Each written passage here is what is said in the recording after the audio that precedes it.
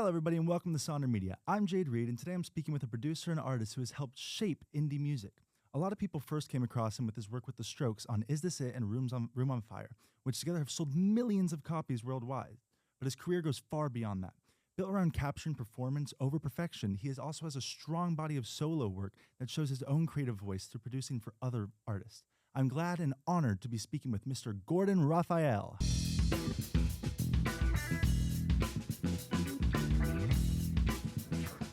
How are we today? Good. That's a very nice introduction. Thank you. Of course, of course. So, Gordon, something I've been wondering is that, in the early times with the Strokes, and I've heard in other interviews that it was almost kind of just happened. You saw them at a bar and you were like, all right, these guys are it. I believe there was another band there that you were also looking at the time. And, the Strokes were the ones who ended up coming with you. Was this a bit of a Right. surreal moment, or was it something like, yeah, let's see and give them a shot? Well, I had a studio in New York City, and coming from Seattle, it was very expensive to live in New York. So I was always out there with my little business card looking for cool bands to record because that's what I wanted to do.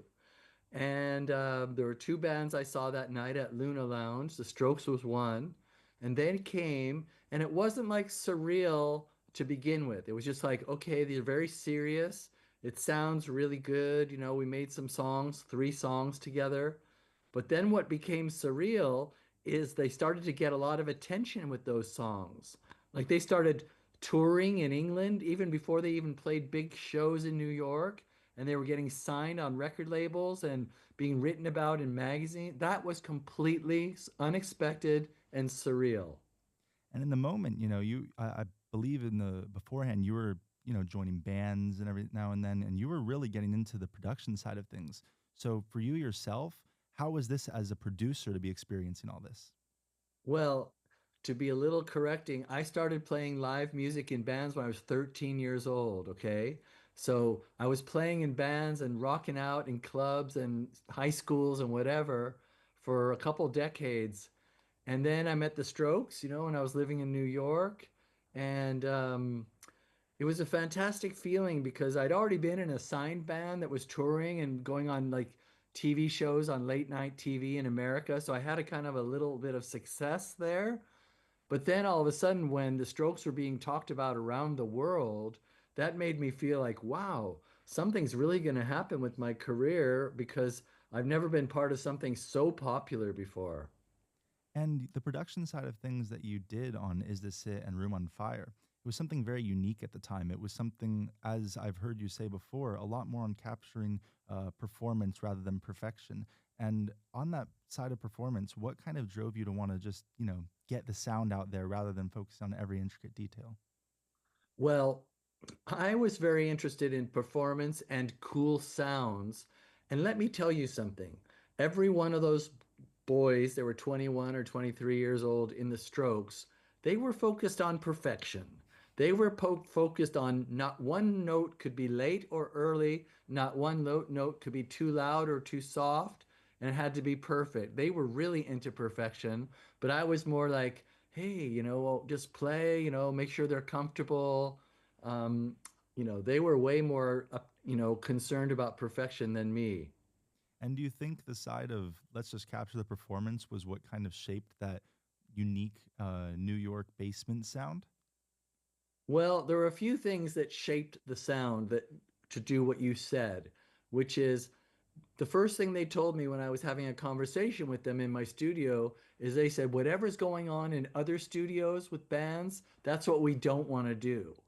So every band was trying to be big and bigger with three guitars and two drum sets and extra tambourines and drum machines. And so I said, okay, that's easy. If you want to sound different than them, I've got eight microphones. Go out and play your song all together in one room, make a lot of noise, and I'll capture it with eight microphones. And that became the real difference. Now, something else that's very important is, of course, those songs are written so well by Julian, and the band played so well and so tightly and so well rehearsed that you're hearing all of those factors coming together in a magic moment. And at this time, you're hearing all these new sounds and these brilliantly written songs, as you say. And was this something that like you kind of thought you're bringing in your own ideas and style into, or did you feel a little bit more having to like constrict yourself to what they wanted? Well, as I said, like let's say I had already written 1,000 songs of my own music. I had plenty of things to represent Gordon Raphael's weird ideas done any way I wanted.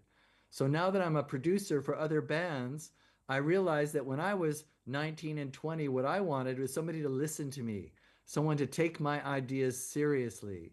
So it became very important to me to make sure that the bands I work with get to try their ideas, not my ideas. My ideas was to help them with their ideas.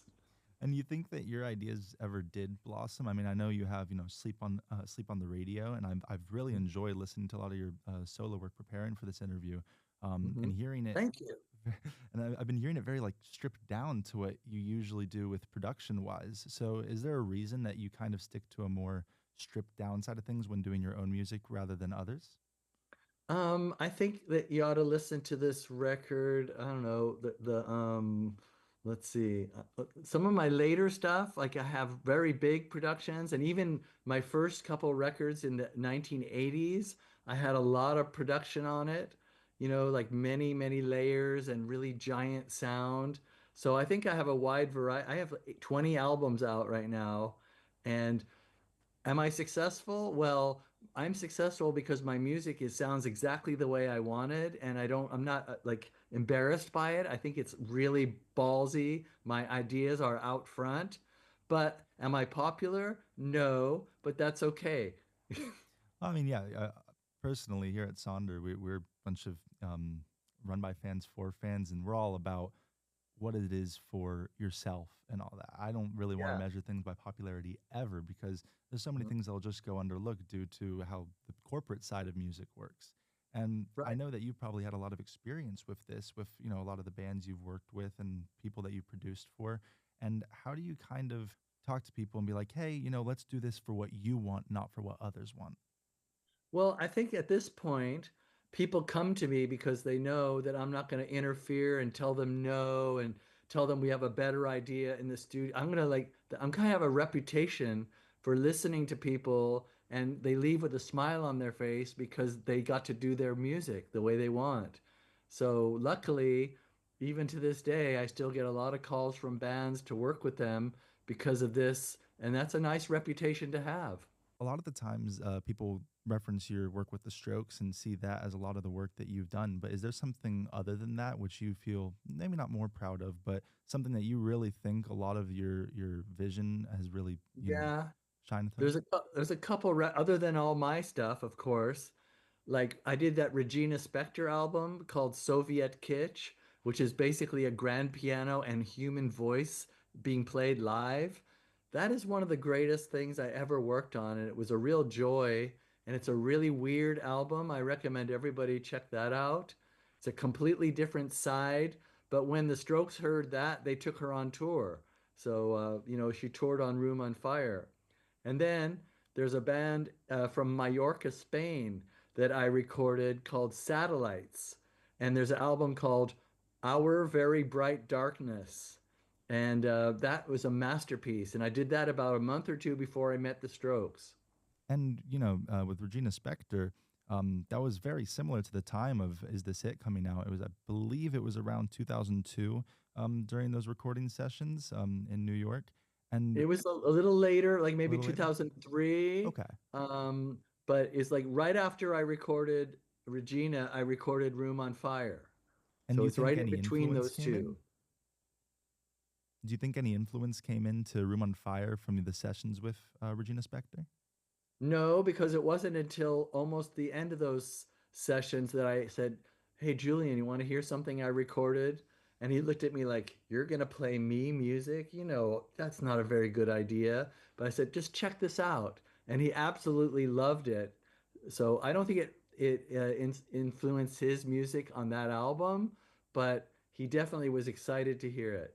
So, as you say, like how Julian would be a little bit more like, oh, how would I listen to you about this music, something like that? Do you ever find like creative pushback when it came to recording in the studio? Um, well, like let's say on Is This It, we worked for 7 weeks. And sometimes we'd work till 7 in the morning, and it was very tiring work, and everybody being perfectionistic, except for me, of course. They were just asking me to do stuff all the time we were working. And if I wanted to get pushback, all I had to say is like, no, let's not do that. No, I don't, let's not try that. Come on, haven't we worked on this? If I gave any kind of like resistance to just doing the work, then I'd get pushback. But I didn't do that. I did it one time during the making of the EP. When I first met them, I pulled that. It was like, hey guys, we've been working for 3 days and I think it's time to go home now. I don't think we have time to do that last thing you asked. And they looked at me like I was a criminal. And I changed my mind and I did that change and it was a better change. They were right. And so I didn't try to do that anymore with them. Now, that's usually not the dynamic that you see between a producer and a band. It's usually more so on the producer being the perfectionist side of things. Do you think that this has helped shape your relationships with a lot of bands and stuff and make you such an attractive producer to them? I have a great example. Like I travel to South America a lot and I work doing a producer workshop in Argentina. And I took all the young producers out to the floor to meet the band, and the bass player was standing there. And I said, "Hey, play me your bass sound." And the guy played the sound, and I said, "Do you like that sound?" And the guy said, "Yeah." I said, "Great." And the producers couldn't believe it because in their country, the producer tells the bass player what sound to use, and I was asking the bass player if he liked the sound. Like just that is a kind of a difference, and it's cool. And you think that like ideology that you formed over time it really stems from when you were in a band? I know that you said it earlier, you just wanted to be heard. And that is Yeah. amazing that you kind of want to bring that to other artists and stuff. And I honestly just have to applaud you for that. You are a very smart and observant guy. I mean, of course, you said something flattering to me, but that putting those two things together, that I see your thinking and I appreciate it. Yeah, everything I do as a producer is me at age 19 and 20 and 22 going in a studio and having people treat me like they're the professionals and I'm just the young guy, and I thought I was a genius. Everything I was working on, I thought was super high level and I wanted to be taken very seriously. I had a lot of ideas. And so I want to pass that. I want to do the opposite. When I meet a young person and they've practiced with their band, I want to really listen to them and give them a lot of respect. And like nowadays, do you see a lot of those passionate bands coming through, those young passionate bands? Because you see a lot of the new music that comes out. It's not really that type of basement sound that we've always loved from, even stemming from the '60s and beyond. It's kind of diminished a little bit into a very overtly produced sound. And how do you take on your production style with these new younger bands? And are they kind of acting the same way as I just want to be heard, or are they kind of trying to go up to that professional level? I think you're going to enjoy this answer. Um, in the last 2 years, I've recorded 35 bands in New York City, like one band a day. They come in, they record one or two or three songs in a day, and we mix it, and they go home, and everything's cool. And what I'm trying to say is that there are more bands playing cool rock music, just rocking out, practicing, just like the old days, just like the good music in New York, in Seattle, in the north of England here, in London. But the difference is, in the old days, every magazine would write about these bands. You'd open NME, and you'd open the Village Voice or whatever, and you'd read about this cool bands.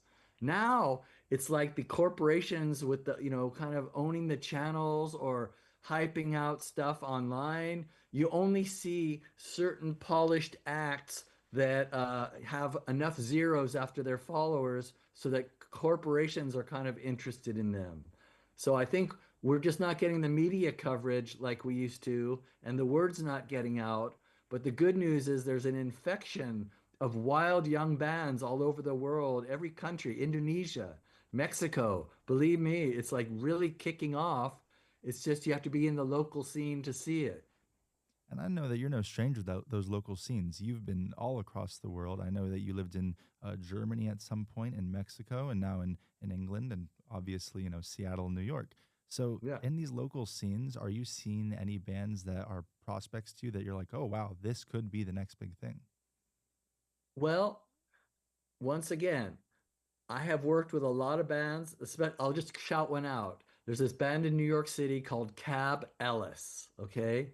And I worked on an album called The East Coast Hold On. It's on Spotify or anywhere, right?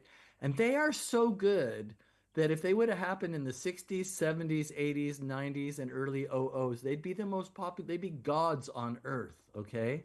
But that popularity machine, even if they sell out the biggest venues in New York City, which they do, they're just giant band there. But again, it doesn't penetrate the fence of the media or the world knowledge yet. So there are lots of bands that are that good that should be, but it's kind of a whatever the media channel is or however the promotion works these days. I think it's hard to penetrate. Now, I know that in the 2000s, this was a far different story. As you just said earlier, it would be as simple as being an NME or in a magazine or anything like that in order to be Hmm. able to get the story of this band out there. And do you Right. think there's still any source of that nowadays? Um, one of the reasons I think there's so many young bands, like New York, for example, is I think the pandemic made everybody really sick of just staying home and looking at their screens. Like people want to be in a social situation. They want to be out and about. They want to be like watching live music and with their friends. I think that there's a big comeback to in-person experiences and watching musicians. Um, Another thing I'll say is I'm an avid social media. I'm always on looking at Instagram or TikTok, whatever. And there's so many young people playing music. Like there's some chick playing the drums, like Led Zeppelin, perfect. Some young guy with a guitar doing the solos from, something else. It's like there's so much people interested in learning instruments. It's not all just programming or AI. There's just thousands upon thousands upon thousands, if not millions, really working hard on instruments, piano, saxophone, singing. There's a great surge of real music in the world right now. And you bring up that point of AI and how it's been a huge increase over time, especially within music. You have all these apps that are trying to emulate a lot of what these uh, masterful musicians were, and now they're trying to almost diminish them into just what a robot can do. What is your Right? response to people who might say, "Oh, why do I have to go to a producer when I can just have everything done on here?" Um, I would say like, well, there's this Gordon Raphael guy. He's never even looked at it. He's never even like opened Chat GBT. He doesn't like listen to AI generated music. Why should he? There's so much phenomenal music in the history of music and going on at this moment. And when I listen to music, I just want to hear the people's stories. I'm not listening to the production or the style or what. I'm just listening like, what does this person have to say? That's always been the essence of music from the Beatles to Hendrix, Rolling Stones, Devo, Sex Pistols. It's like, who's dressing up that way and jumping up and down and shouting those things? Like that's where it's at.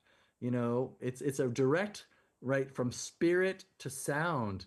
It's not something that can be imitated, no matter how close they can copy the outer trappings. And you say that, and I have to agree with you. I mean, almost in a sense, working with these, live musicians and producers and everything, it's almost like translating what's in your mind onto into music.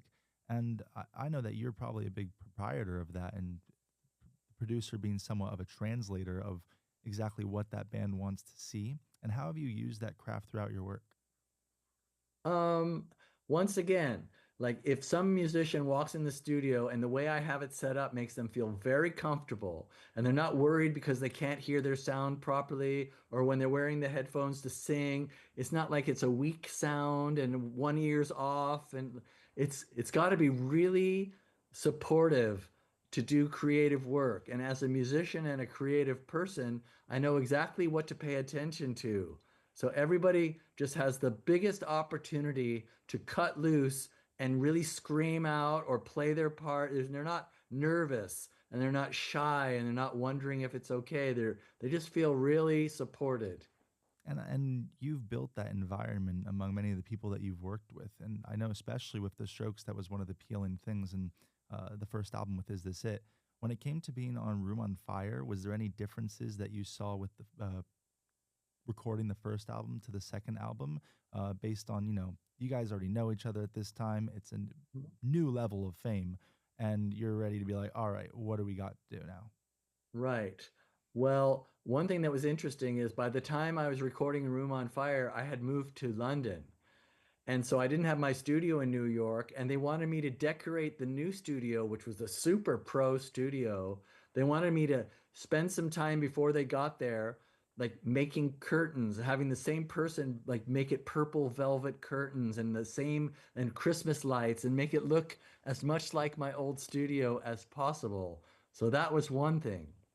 And then when they came in the first day, they put a chair in the middle of the room and they said, "Here's what we're going to play on our album." And they just played me all the songs in a row from Room on Fire. And they were so good.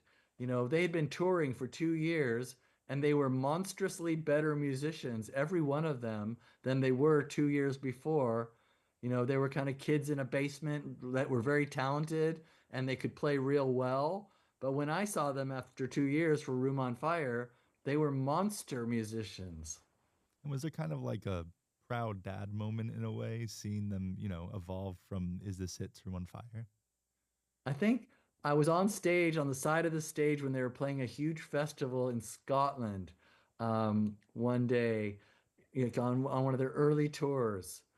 And oh my God, seeing that giant crowd stretched out with the clouds overhead and the band just playing, that I definitely felt like a proud dad. Like, this is incredible that so many people love this music and know it. Now I know that, during this time, there was a lot of time spent together with the band and trying to figure out where are we going to go next with this. Is there any stories that you have to share that were something that's kind of a little bit special about those years when you were working on those two albums? Oh, there's a lot of special stuff. When they got to Room on Fire, they were like, people like our sound. So how do we make something that reminds them of the first album, but it shows new ideas too? So they were very interested in, keeping consistent and yet always growing and always showing a new side. So I think that was really interesting. And, Then when sorry. we were working on First Impressions of Earth, they brought up a very interesting point, which is, wow, all these bands are now on the radio and they wear the same tennis shoes like we do, and they cut their hair like us, and they wear the same suits, and they basically play the same kind of music. How is that possible? Doesn't the world see that these are like basically people ripping us off? And I know that, like, in the ripping it off sense, I mean, it was almost the creation of a genre in a way. There was a whole new sound created that almost every band was like, I need to get a bit of that. And they tried to emulate that NYC basement sound. You had all Yeah, these bands coming up, to name some, I probably think, this was in England. Arctic Monkeys could have been a little bit inspired from what the Strokes were doing, overseas. Um, sure. you saw all these new bands coming about. Was this something that was like, in your mind, wow, I've helped create this whole new, thing that's just sweeping the nation, sweeping the world? I think the thing I was most happy about is, I had already been through the Seattle grunge thing, so rock and roll was like king when I lived in Seattle. We were really taking over the world. And then by the dot-com revolution in the OOs, rock music was kind of a thing of the past. It was like we were into jungle and techno and DJ music and all this stuff. And then all of a sudden, after Is This It came out, there was a resurgence of leather jackets and electric guitars and nightclubs playing music. And I think I was really happy to see that come back. And you've seen a lot of these bands, throughout your entire time of being in the music industry, being in bands and stuff, evolve into different things over time. Do you Yeah. still see the same kids that you saw in Is This It, now where they're releasing a new album soon, and they were at Coachella last weekend? You know, I only saw a little bit of the Coachella performance, especially some songs that I had worked on a long time ago. And oh my God, have they let up? Is people making mistakes or acting sloppy on stage or like kind of looking like they don't care or checking their watch? No, they're putting the same amount of effort in now, even though they take long breaks, and Julian has the voids and all that stuff. When they are presenting that music, they are the same people. They're older, they're wiser, whatever. They're not 20-year-old kids anymore. But when it comes to the music, they play it like hell. They play it like they mean it. And I'm very happy to see that. It will be very sad if that didn't happen. Now tell me a bit about, your part in all this because I know that you did had a full production on Is This It and Room on Fire. But then when it comes to First Impressions on Earth, there's a little bit of a vagueness on what kind of happened there. Could you explain that a Uh-huh. little bit? Yeah, it's not that interesting of a story, but I will say that um, I was working with them for about a year developing the demos for that.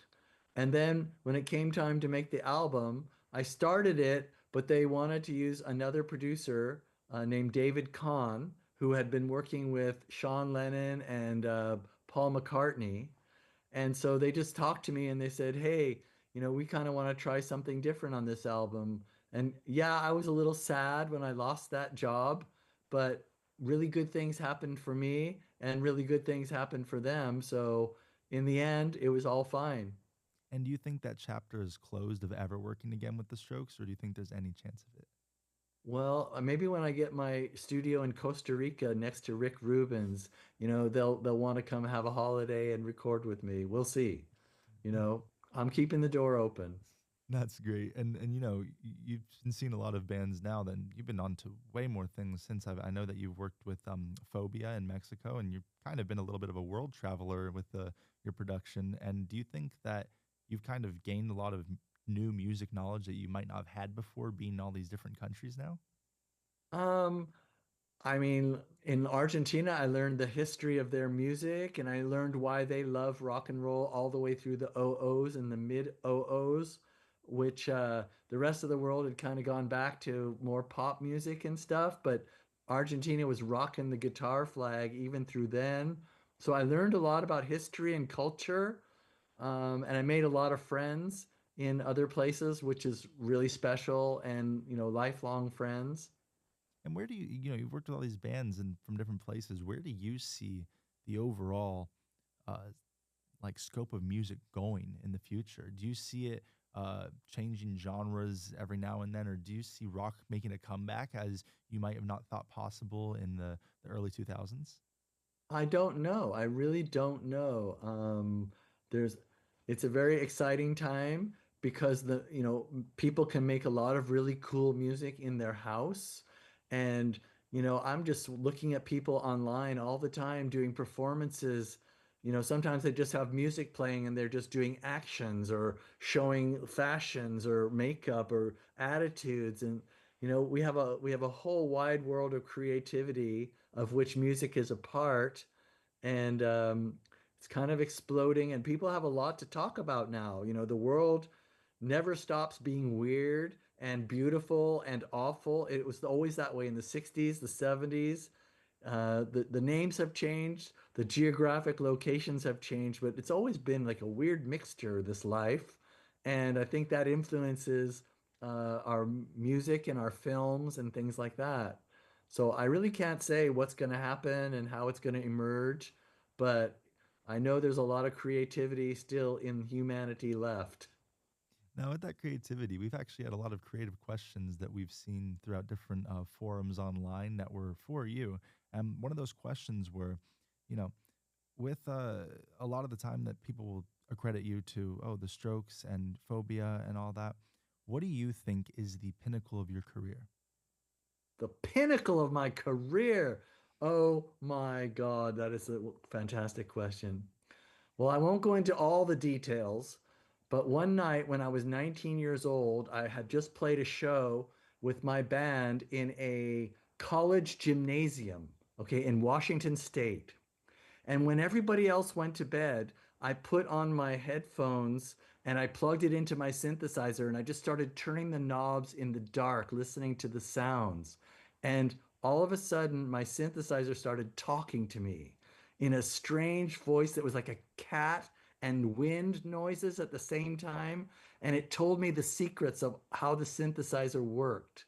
And from that moment on, I was able to make any sound that came into my imagination through this particular synthesizer. And I think that was one of the great pinnacles of my musical journey. That's a very cinematic way to like think about it, and very, I mean, a way with words to talk about it, honestly, because a lot of producers talk about how they got into the business and everything, but you were just always searching for this knowledge. You were searching for how to learn everything and anything about it. By the time I was 10 years old, listening to records in headphones or speakers was already blowing my mind. And it kind of showed me things about the world that opened my imagination. So that made me want to play music and write songs and write lyrics and do artwork. And I just wanted to be one of those cool, creative people that I saw on all my record albums when I was growing up. And so that's how it started. And it's still that way today. Well, it's safe to say that you did become one of those very cool and very creative people. For me, for example, I've been trying to learn a lot of things with production and instruments, and honestly, just finding my way in the music industry.